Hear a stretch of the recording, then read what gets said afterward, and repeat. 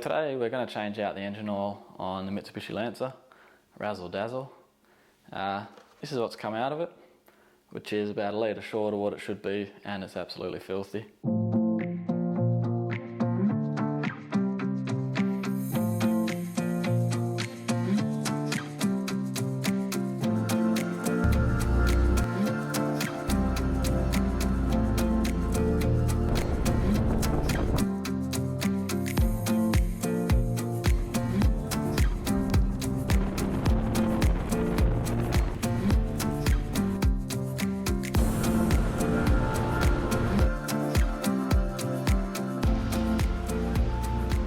We've been for a drive now, oil's warm, I'm just going to jack the car up.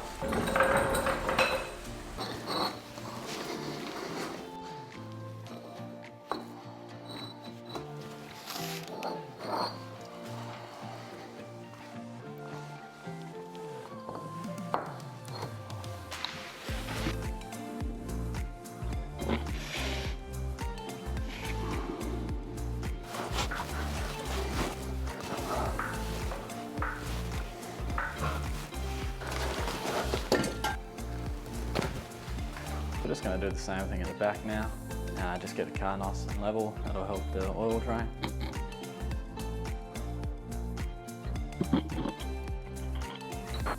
The car's level, jacked up. This is not lifting the car, it's not holding the weight. It's just safety because we're going to be working at the front end. Let's jump under and drain the oil. Going to take the oil cap off so it drains better. Going to give it a clean with the rag so no crap goes in the engine.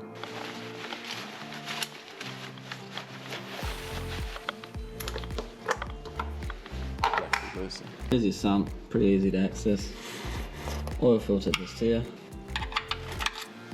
So, using a 17.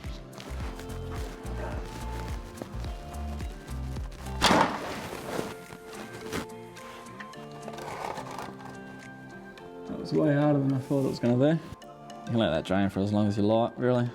Alright guys, so it's only been 2 minutes and you can see it's already starting to come to a slow trickle. So we've still got to get the oil filter off, which will drop a bit of oil. Alright, so the oil has pretty much come to a very slow trickle now. Just going to move this over. Just got a bit of cardboard here. I know how to use cardboard. Been doing this for years. Cardboarding. Going to get the sump plug out before I accidentally knock it into the oil. That is schmicker. The oil filters are normally not actually that hard to get off, except for the fact they're covered in oil.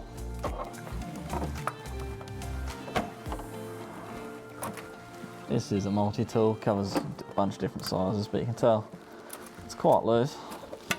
If you can get a grip on it. Oh, let's just get this over and done with. Getting loose now. Yeah, dropped it. Didn't want to do that. It's the old sump pump and it's not too bad, but you can see how the corners start to get rounded. Bought a new one, so we're going to chuck that in. You can reuse these, you don't need to change them every time. So this washer on the other hand is a little bit out of shape and you should change your washer every time. You can see this one's bent, so you definitely need to change the washer at the minimum. This is our oil filter. We're going to pre-fill this with oil before we put it in, and then we're just going to rub a little bit of oil around this gasket so as we're tightening it, it doesn't grip and it slides and compresses. It's been half hour now. The oil has come to a stop, both the filter and the sump plug, and you can just have a look at the filter housing, make sure the old gasket isn't there. You can see the rubber gasket still on there. To find information on what engine oil you need, check your owner's manual. So this is it for the Lancer. You can see it changes depending on the temperature. A repair manual like this one will have all the information.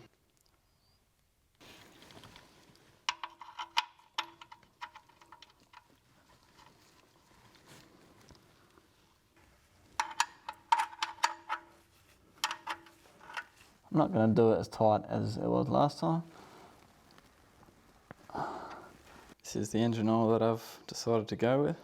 Just going to pour a little bit into the oil filter. So it comes with this nozzle, and there is a little nipple you can cut off there if you want fast flowing but I don't actually want fast flowing, so I'm going to leave that on.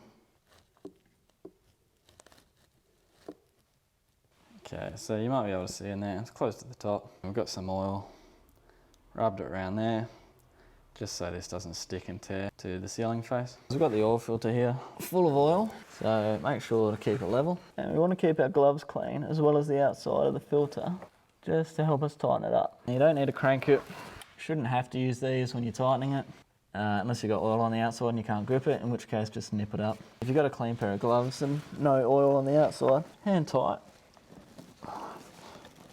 That'll be sweet. After that, you're basically done under the car. I'm just gonna leave the oil pan here in case there is still a leak. Get some paper towels and rub this down so we can see if it is leaking, where it's coming from. So we'll jump up top and put some oil in. Got your sump plugs in and tight, oil filters in with oil in it. We can start filling it with oil. This engine takes 3.8 litres thereabouts. We'll put 3.5 in, start the car up, let it run through, turn it off, and then we'll use the dipstick to get the final measurement. Judging off the weight, I've put in about 3 litres. It's really hard to see the oil level on the container I've got through the window, so I've just been weighing it. So we'll start the car up, let it run for a minute, and then we'll let it sit for a minute off, clean the dipstick, back in, check the mark, and we'll top up from there.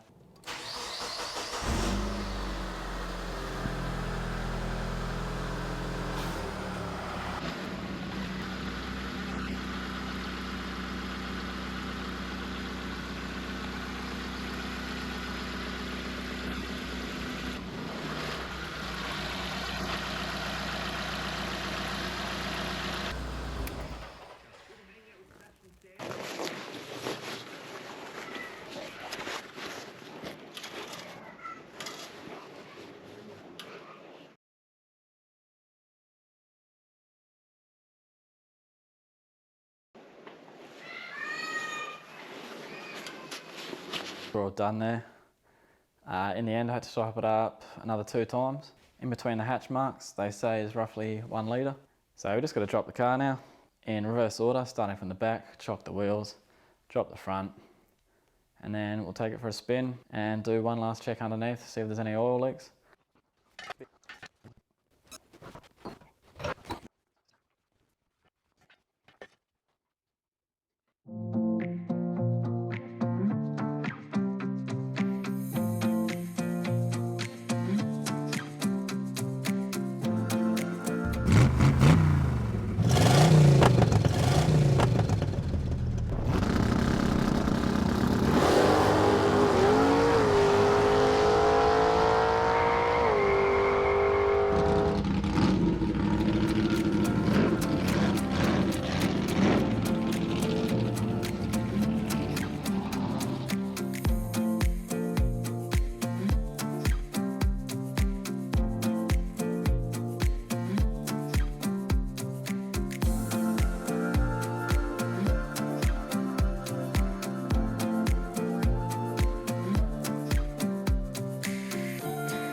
Alright guys, that's it with the oil change. Car's running a lot smoother now, and as you saw, it sounds a lot better as well. Root. GoPro, stop recording.